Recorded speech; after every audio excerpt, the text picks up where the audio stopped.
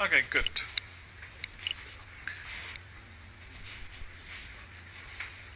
Do you guys remember what we discussed in the last lecture? So before I go any further, I would like to review from the last lecture, and I assume and I expect that you guys go through the slides on weekends or in your spare time, because I think in exams now there is a very short time, right? This is the fourth week, start of the fourth week. So there is only 1 week next, and after that you can expect an exam. So any idea, any guy? Okay, so we can go through that. We saw last time, I hope that you remember the problem that has three different departments: order department, accounting department, and payroll department. And we want to build up a system, a new system for that, an information system. And we defined in our previous lecture what is system service request, and we also defined what is feasibility study. And we see that here we have the pro forma, the form that is required to fill out to put your system service request. This is just an example. So any company would have their different pattern, formats, or requirements, or their fields to describe about. We also saw that what actually a project is and what are the project management things that we need to do. What is project manager and deliverables, and we also saw that project manager, it works like a juggler, although he is not a juggler, but it works like. So it is a concept. And then we saw that normally there are 4 different phases in project management. One is the initiation, secondly planning, thirdly execution, and finally you have to close down the project. So I would repeat myself that please do not confuse it with the phases of systems development life cycle. This is the upper view, this is the upper umbrella under which systems development life cycle runs. So if you go back here where the project manager is handling all these tasks, all these activities, so you can see that systems development life cycle is one of the activities that is being played among all other activities. So from technical thinking, systems development life cycle, this is the main focus on which we will put more time in future. So in phase 1 we saw that we need to initiate a project, and to initiate a project we are required to assess the size of the project, scope, complexity, and we need to establish different procedures. And we discussed an example, if you remember, for funds, for instance, to how to manage, how to get the money, how to utilize it, etc. So in this initiation phase, we are supposed to, or a project manager is supposed to establish certain things. He is required to combine a team of different people that he want to work with them. Secondly, they develop relationships with the customer in order to meet their expectations. Project initiation plan is given, that how the different activities or tasks will be scheduled. Then there are management procedures, management environment in order to define different tools or other things. Then finally there was a project workbook, and I hope you understand project workbook is the most important thing here, which needs to be updated regularly at the end of each phase or each activity or each task. Because project workbook, if it is available either in the hardware in the hard copy, or it is available in the soft copy, this is the only resource that through which all the team members of the project, they keep themselves updated. They don't need to go there or here. Whenever they need something, they are looking for some information, they can open up the workbook and can look at where is their required information. And after that we saw that this is one example, and in this example we can see that there are different tags, and what are those things which are included in this workbook. So we can see here from the numbering from 1 to 9, there are different things which are characterized, right? Yes, from project overview, that states about what the project is all about, what it does. Then initiation plan and system service required, normally we call it as SSR.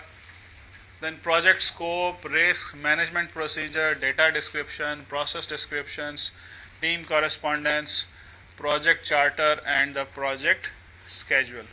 So these are the things which are included in this workbook. So everybody, there is somebody who is responsible to all these activities. They keep on updating them in the relevant section within this workbook. And if this is available online, that is better. Everyone can easily access from anywhere. Okay. Second phase was about the project planning, in which we defined some discrete and clear activities, and we saw that when we are planning the project, we need to take care of certain things or certain tasks. We need again project scopes and alternative solutions. Feasibility reports are developed.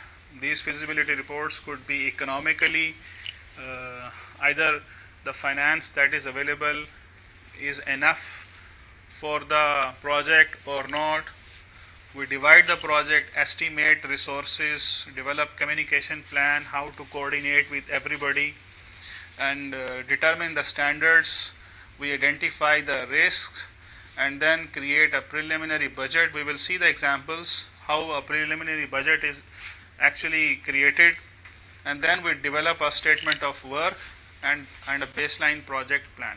So these are the things that we need to consider. We need to keep in mind whenever we are going to plan, to do some planning for the project.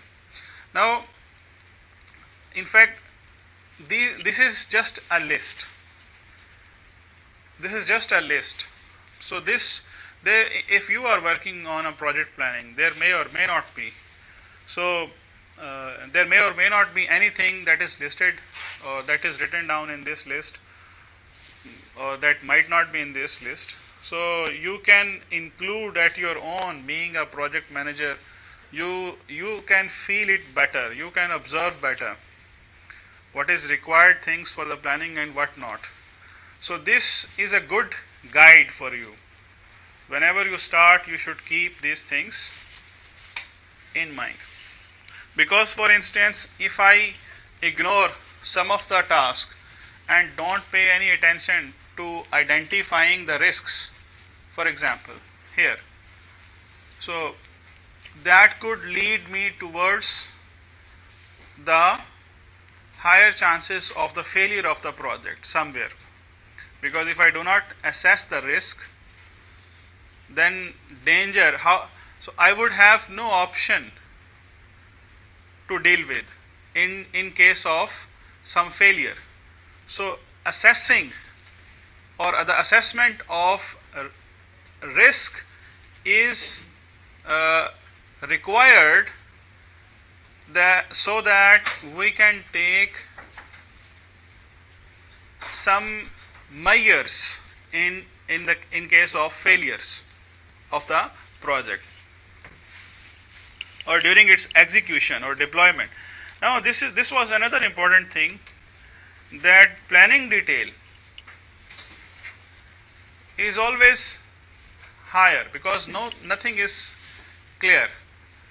We need to think about many things, several things, even every single tiny activity that needs to be planned. But once we start the project, we come on the track. So once we come on the track, our journey starts smoothly. So when our journey becomes smooth, it reduces the planning hurdles. You can see here that, for instance, within the first week, the planning details are too high, whereas after 6 months, for instance, we can see the planning details have arrived to its minimum level, or that has been reduced. Okay. Now there are few things that we also need to understand. What is a statement of work? When a planning is being done of the project, we need to define a contract between the two parties, the party which is developing a system and the party who needs the system, who requests the system. So a statement of work is defined in terms of a contract that the development team will do or develop this and that things, nothing more, nothing less, so that the company or organization which is looking for the system, they understand everything, what type of services or can be given by the development team. Now the baseline project plan, it contains an estimates of the scope, benefits, schedule, cost, risk and resource requirements. In fact, baseline project plan is required because when you start a project, certain things are scattered. Even not certain, I would say most of the things are scattered. Most of the planning is quite haphazard in the beginning. So what we need to do is we have to come up at the basic level from where or we declare that the project is started from this day, and by that day we have to arrange these things. We need to estimate the scope, which is already in the planning, we discussed it earlier, and then we need to estimate the benefits, we need to estimate the schedules, cost, required, risk. So by the day when we are going to execute the project, a baseline should be ready. If a baseline is not prepared and we start the project without keeping any records, what resources were available in the beginning, or what progress was visible in the beginning, or what, in other words, we can say the status of the project.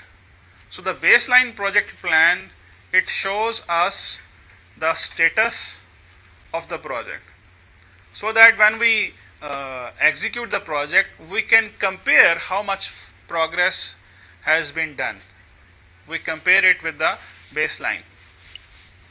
Then there is a preliminary budget that show us cost and benefit analysis, outlining the planned expenses and revenues. Cost and benefit analysis, in which in this budget, and we will see one example next. In this budget, we calculate the finance or the money involved in the system, in the project. We calculate for every single activity or for every single phase during the project. So everything is required separately, and at the end we will see that how much money is invested and what are the expected benefits, so we can have a comparison. Last figure, planning project should be start from down to up. Like in the last figure, this one? Or the opposite, up to down. No. In fact, in the beginning, you have to do planning. You have to do a lot of planning. Right? Starting a project is not that easy. So, because at that time, you are not aware who will do what part of the project. So, you are in the process of defining or assigning different activities to different expertise, to different teams, and expect few things from them. So once, even in the beginning, we have not created any budgets, any schedules, we have not assessed any risk. So in the beginning, there are lots of things to do. So that is why the planning details is too high. But after 1 month or after a couple of months, I can look back and I can analyze myself. Oh yes, there are most of the things. For example, all the teams involved in the project, they are assigned different tasks. So this job is done. We have already assessed the risk involved in the project. This is done. We have prepared the schedules for all phases, for all activities. That is done. So most of the details, planning details, are accomplished after a certain period of time. So let's say 3 months, 4 months, or in short, so it decreases with the passage of time. Okay. And then there is a term, work breakdown structure. In work breakdown structure, we divide the project into manageable and logically ordered tasks and subtasks. Now in this, we have to see that which task can be performed earlier or which task can be performed later, or which are those tasks which can be performed in parallel from day one, right? Then scheduling diagrams. There are two different kinds of scheduling diagrams. One is the Gantt chart, the other is network diagram.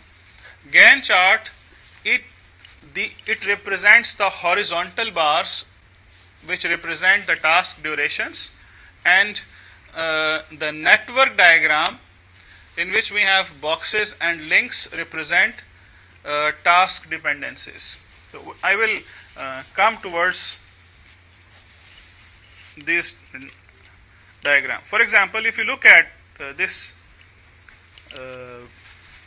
chart, this is one screenshot of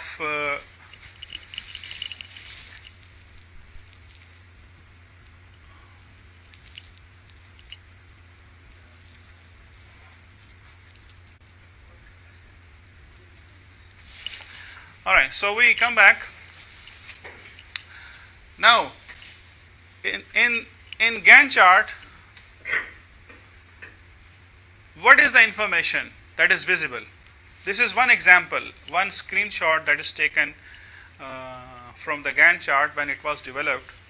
So you can see here that there are different columns. One is we have defined the tasks involved. For instance, defining requirements.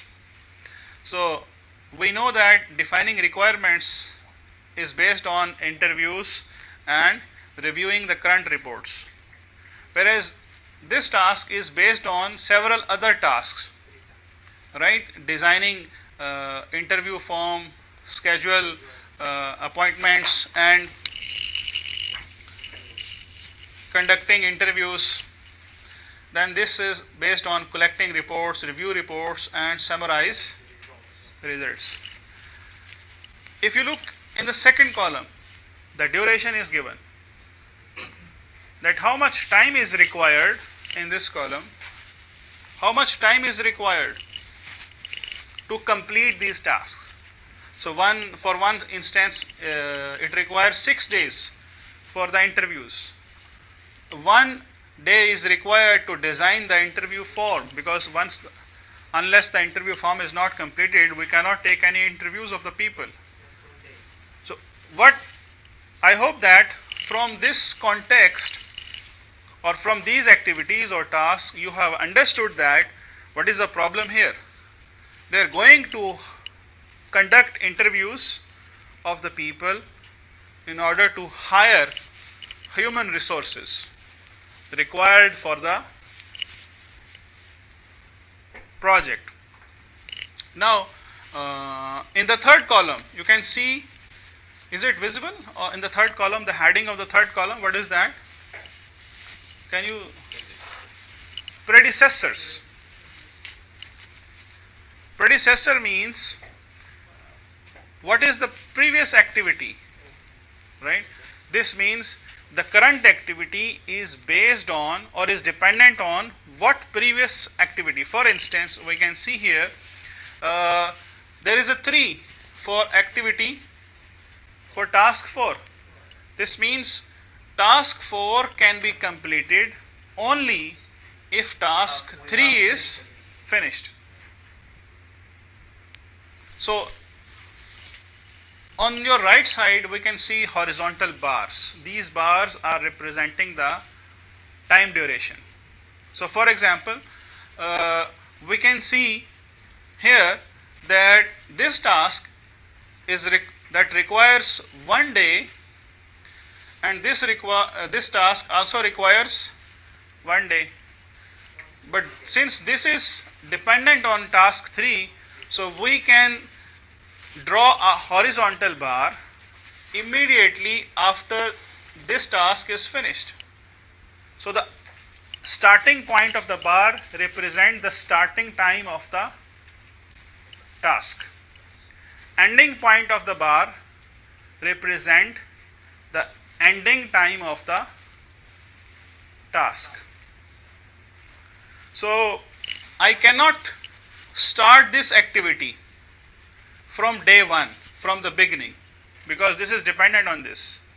But however, we can see here that there are some other tasks which starts on the same line, because this task is not dependent on this task.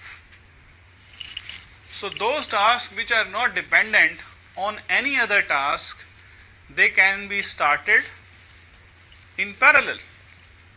They can be started, we can start working on them from day 1, right? Okay, so similarly, if you look at this, for example, summarizing results at the end. Now this task is dependent on 5 and 8. So we can see in the diagram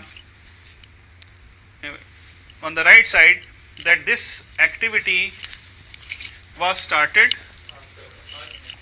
from here after activity 5 and 8 is completed. Now these arrow links are showing that this activity was started after these activities were finished, right? Okay, and then after that we see that this activity is also finished. So this is how we organize the information in terms of Gantt chart in order to have better management of the tasks to perform them, better management of the activities to perform them. Now, if we go further, then there is another diagram. This is network diagram. This is also one of the tool that is used to represent the activities or tasks involved in the project. Now, if you, for example, you can see here that one rectangle, or sometimes it is represented with an oval sign, one rectangle, it illustrates the relationships and sequences of those activities with arrows. For example, you can see here, this is designing interview form. This is the representation of the same task that we have seen in the previous slide. Collecting reports. Now, you see that this task and this task, both of them are performed in parallel, right? But if you go further, for example, the task of scheduling appointments is dependent on designing interview forms. Once this is accomplished or finished, only then we can start here. But these two can be started in parallel. Now, at the end, we can see that summarizing results is receiving input from both the tasks, conducting interviews and reviewing reports. Once the interviews will be conducted and reports will be reviewed, now the output of these two tasks will be used as an input to perform this task. So I cannot summarize the overall results unless I do not have both of them. If I have only conducted the interviews and did not complete the reviewing reports, I cannot summarize the results that which candidate has performed better. So I need to look at both. Now this is just a representation for this, and in your lab you will learn a tool how to draw these diagrams by taking one small case study or by taking one activity. Okay. So until now, if you have any questions, you can ask for sure. We are slowing down ourselves so that all of you do not go to sleep mode. Yes? True? Anyone can quickly summarize both of them? Or let's put a question this way. Any one of you can summarize the difference between the two approaches, between the two techniques, between the two tools. What is the main difference between the two tools in order to represent a same project? What was? Quickly, pay attention, no problem. Even if you answer wrongly, so what? I'm not going to get the money out of your pocket.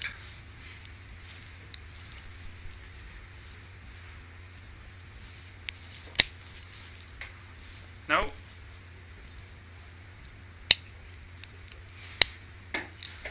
If you want to go back, I can go back.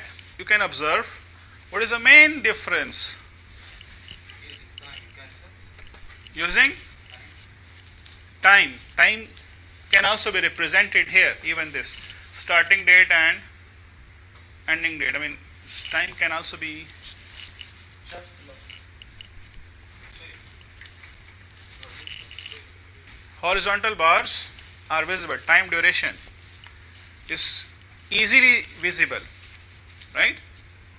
In this, although the times is represented in the boxes as well for the network diagram, that how much time is required to complete one task, but there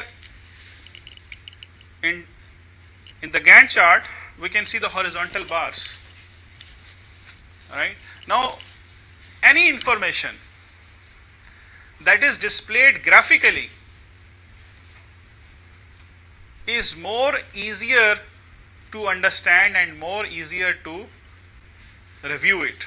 For example, let's say if I have a data of 1000 students, right, about their grades or about their GPA, CGPA, final CGPA. From the bars, I can quickly see which one is the highest if the information is displayed in terms of graphs. But if the information is displayed in terms of a table, this guy 4.35, this guy 2.3, 3.4, then I would have to, it is very difficult for me to analyze the whole bunch of table in order to see exactly what are the highest grades, what is that range in which most of the students fall. But from the graphical information, I can quickly analyze. Did you get my point or no? So this is one advantage. The Gantt chart has one benefit over it. But anyway, if you go any further, for example, I want to go there. There is one slide that is unfortunately arranged at the right in the middle. I want to take it immediately after that. In fact, in Gantt chart, it shows the task durations. It shows the time overlap. This is another thing, that what are two other activities that can be overlapped. Similarly, but I mean, task dependency is visible in the network diagram. Even if you go back into the Gantt chart, task dependency is also visible there as well. It do not show the time overlap, but show the parallelism. You can see in this figure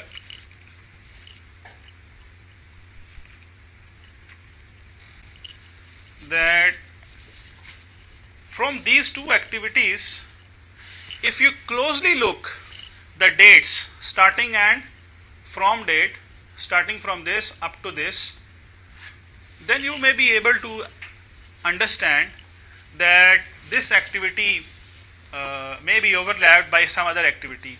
But in fact, from the visual inspection, from the just visual inspection, it is not possible to see if this activity, if there is any overlap between the two activities or not. But if you go to the Gantt chart, the overlap is easily visible. You can see any activity can be started in the beginning or in parallel or after or right in the middle of some activity or whatever.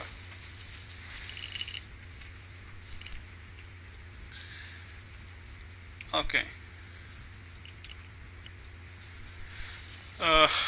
Then in network diagrams, it shows the slack time in boxes, whereas it shows the slack time in duration. What is the slack time here? We will need to define it first. Can anyone define a slack term, slack?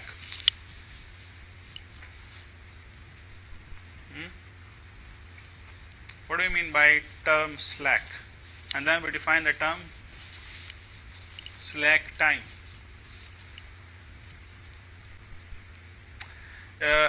In fact, slack is something that you find in an activity there is something missing, right? Something that is logically less in that certain activity. Now, the slack time is a term which is defined as if there is any amount of time for a certain activity that can be delayed for a limited time period, which does not overall delay the completion of the project. So the time for which an activity can be delayed is the slack time. But this delay in the completion of that activity should not delay the completion of the overall project. We will see this when we come back, and I will define this term again. Now, for example, if you go back, look at this chart. If I say that this is the ending line of the project, right? By the completion of this activity, the project is completed. Okay, no problem. Now you see here that how much time it is required by this activity? There are 2 days. Okay, and how much time is required for this activity? 4 days. Now you see that this activity is dependent on activity 5 and activity 5 and 8. Okay. After both activities are finished, we start this activity. You know, it takes 4 days and it takes 2 days. But still there is some time. For instance, if this activity is delayed for 1 day and takes 3 days to complete instead of 2 days. So that is the slack time.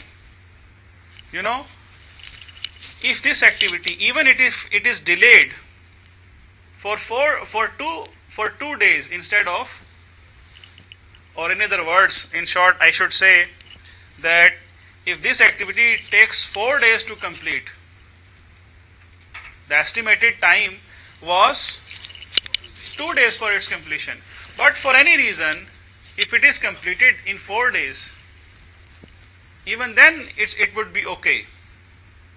That would be fine, because this delay of 2 days in completion of this activity will actually not delay the overall completion of this project, right? But so this means this delay is the slack time. Do you think this activity has a slack time in it or not? This one, activity 5, which requires 4 days. Because if we delay, if this is the end line, if we delay this activity and it takes some more time or 1 more day, then the start of this activity will be delayed and the end will also be delayed. This means the overall project completion will be delayed by 1 day or 4 days or whatever. So this activity do have a slack time in it, but this activity do not have any slack time. So when we start the project, in our planning, we need to, when we are defining different activities, along with those activities, we also need to calculate the slack time, right?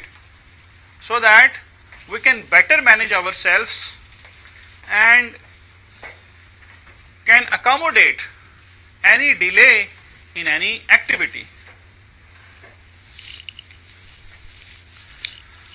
Okay, so another important column is added in this slide, which was not in the previous slide.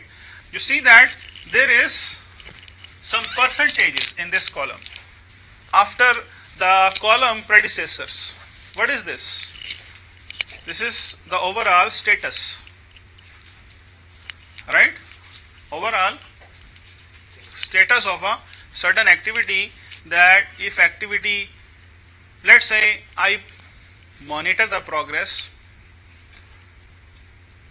of the overall project, that how much is accomplished and how much is left.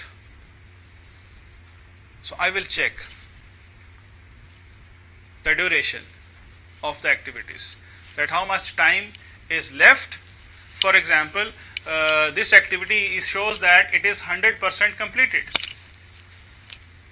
the activity 3. Then if this activity is completed 100%, right, after this time, this activity is completed as 0%. So when the time will pass, this activity will also start taking some time and will be executed. Now you can see here,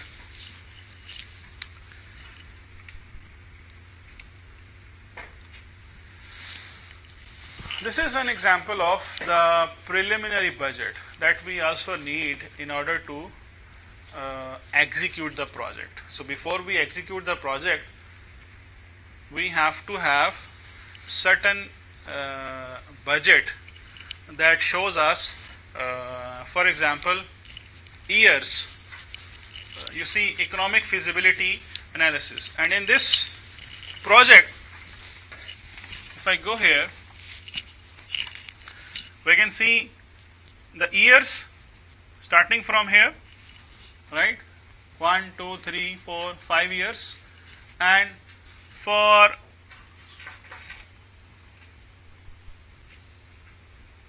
we have calculated benefits, we have calculated the discounts that we can give to the customer. Then one-time cost, we will define this term. This is the money that is required at the beginning of the project, and other things. We calculate every possible thing, and we do have some totals at the end. Now normally you can use any Microsoft Excel sheet that provides this flexibility to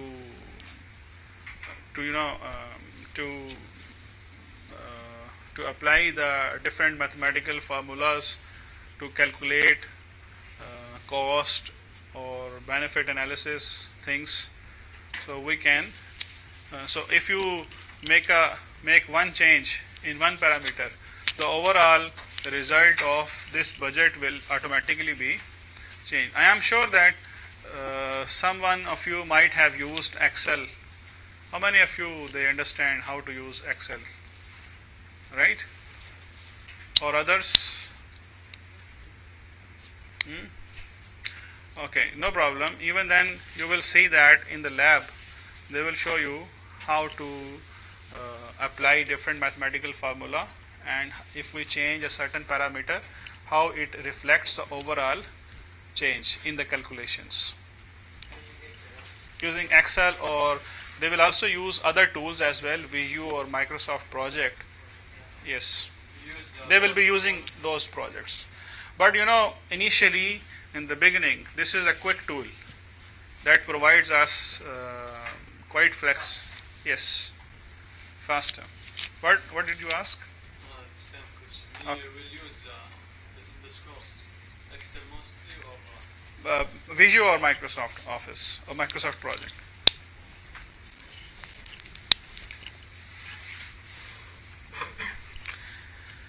Okay, and then finally we execute. Once the project planning is completed, we execute the project, and in execution we can see that the actions required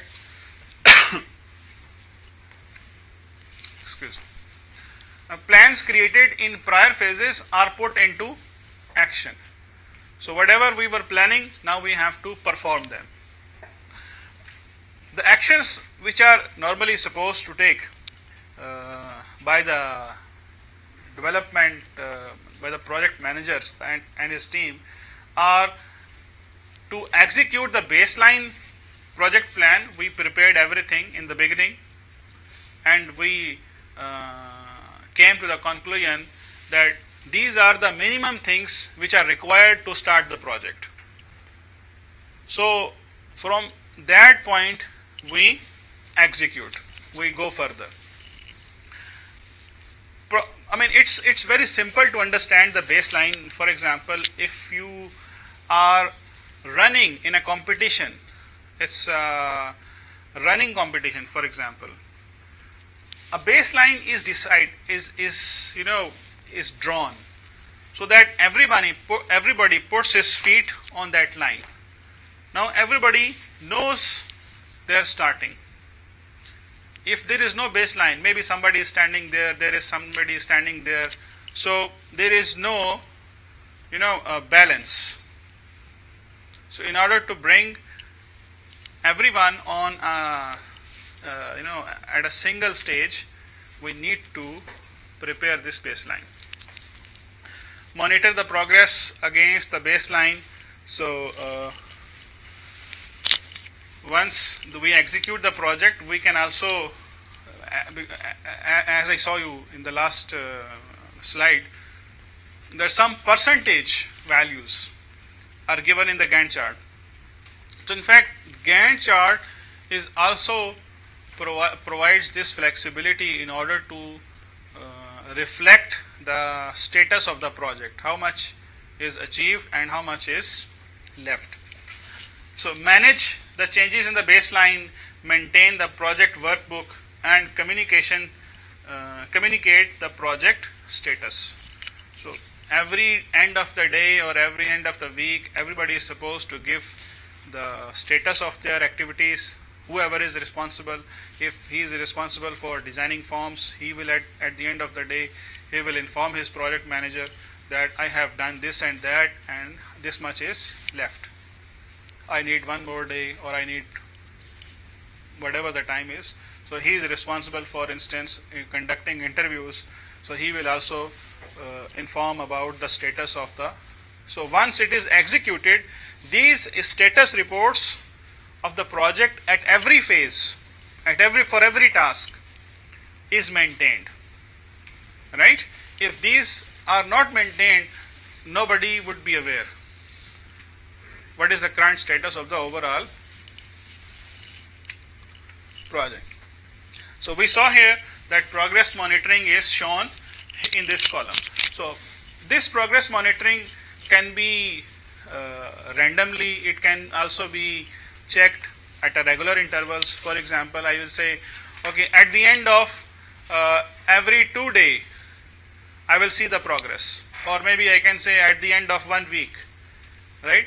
If a project is, let's say, long-term project, that's too long, that may take, let's say, a couple of years, for instance, I can say every 3 months I will check the progress. Every 6 months I will check the progress.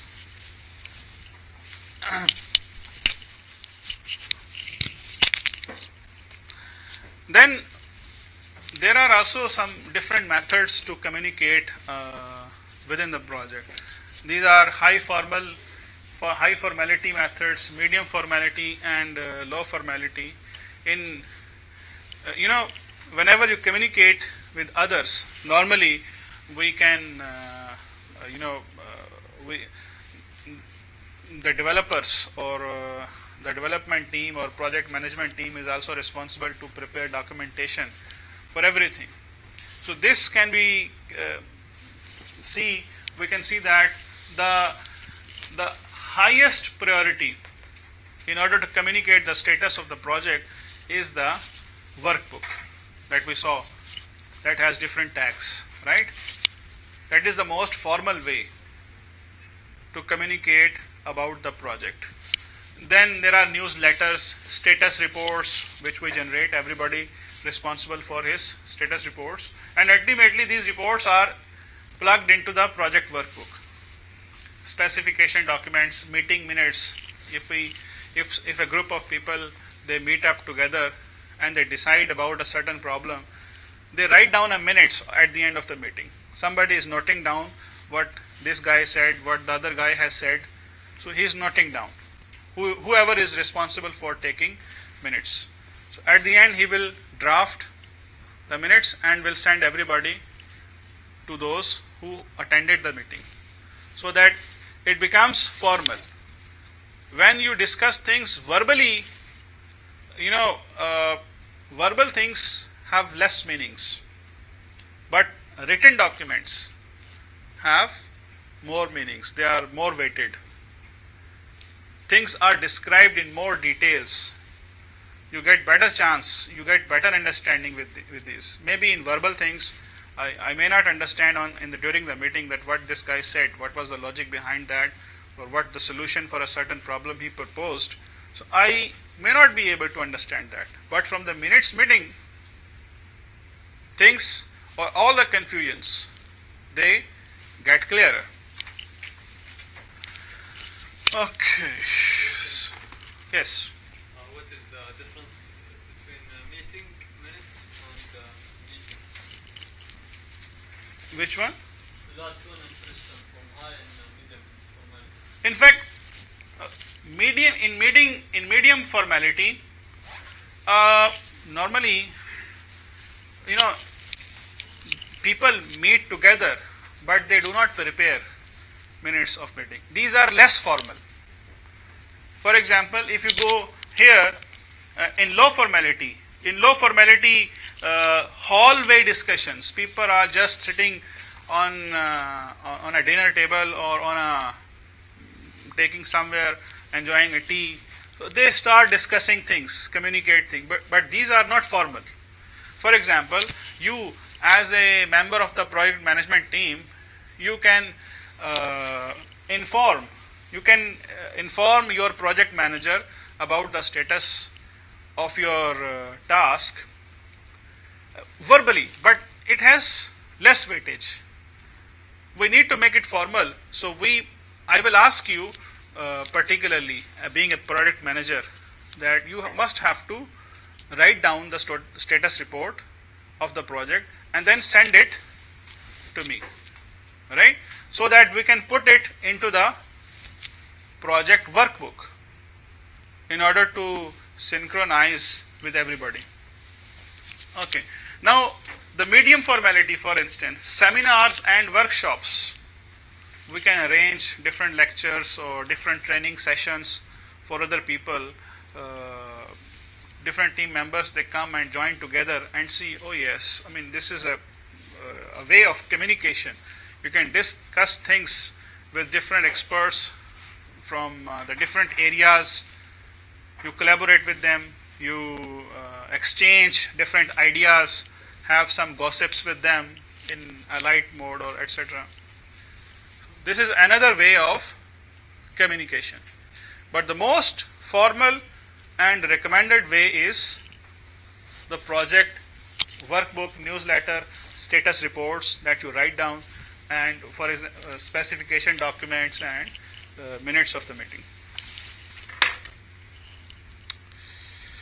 Okay, so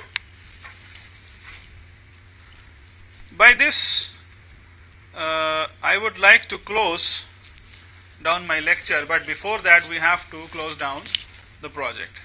So the last phase is the project close down. I mean, once everything is executed and is accomplished, we see that everybody has finished his task. At the end they have to, I mean, closing down is an activity, is a formal procedure. If you say, okay, I have closed down the project, I have finished my task, now I go home. No, it's not like that. Once you finish your task, you have to close it formally so that there is an end. Otherwise, the readers or the users, they would never know where was the end for this. Maybe this guy left in the middle. Right? So you have to write down. that an end has come. So, closing down the project, once we close down the project, we conduct post-project reviews. These are very important, so that we can get feedback. We need to conduct post-project reviews by online surveys. We can conduct survey on papers or hard copies or etc. whatever. But these are required. Closing the customer contract. We need to inform formally to the customer that the contract that was established or defined between the customer and between the two parties, that has arrived to an end. So there is no more liability with us. We are no more responsible for this project or whatever, right? So now I would quickly summarize everything we discussed from the last lecture until today.